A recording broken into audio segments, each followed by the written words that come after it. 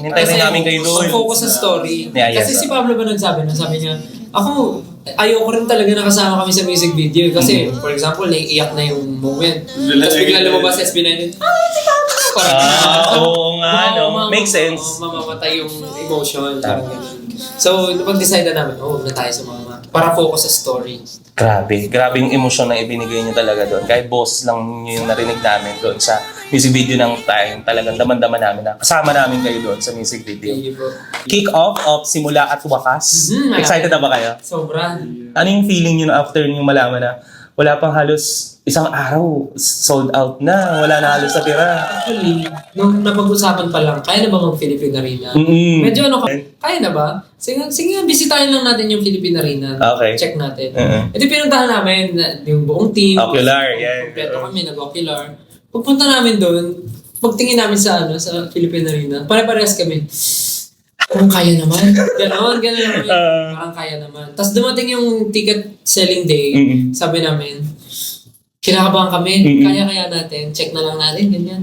Pero nagulat kami. Grabe yung mga nakapila, yung sa online. Naku, kita ko. Grabe yung inabot. Buhay na patotoo doon sa dami na Kahit kami, di kami mapakandi. Nasa shoot tayo nun, di ba? Nasa shoot kami nun, may ginagawa kami. Tapos nagugulat na lang kami sa updates nila. Parang grabe.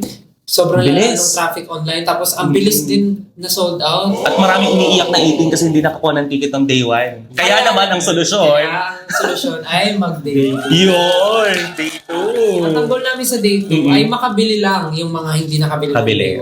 Sabi namin, this time, hindi na natin goal na ma-sold out siya in less than ganito. Wala na kaming ganun goal. Ang goal lang namin, dapat lahat ng mga hindi nakabili, makabili.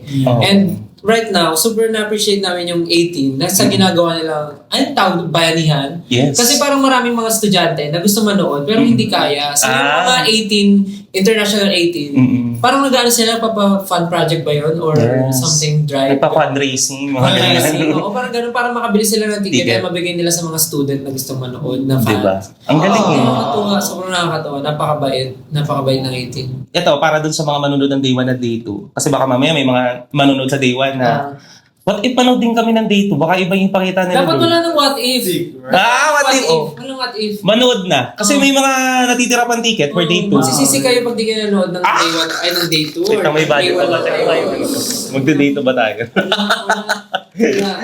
Ay nako, parang pag di ka nanood ng day 2, parang sinayin mo lang yung day 1. Na joke lang. Hindi naman, joke lang. Talaga makabenta lang eh. Hindi, pero dapat manood din kayo ng day 2 kasi alam mo naman kami, kilala niyo naman SB. Tama, may pasabog palagi. Mahilig kami sa alam mo yun So, maganda na present kayo on both days. Para naman, hindi na sayang yung nyo. Baka daw may part 2 yung may part 2 yung wag mo ikunotang yung malay na, na siya, maging balad na.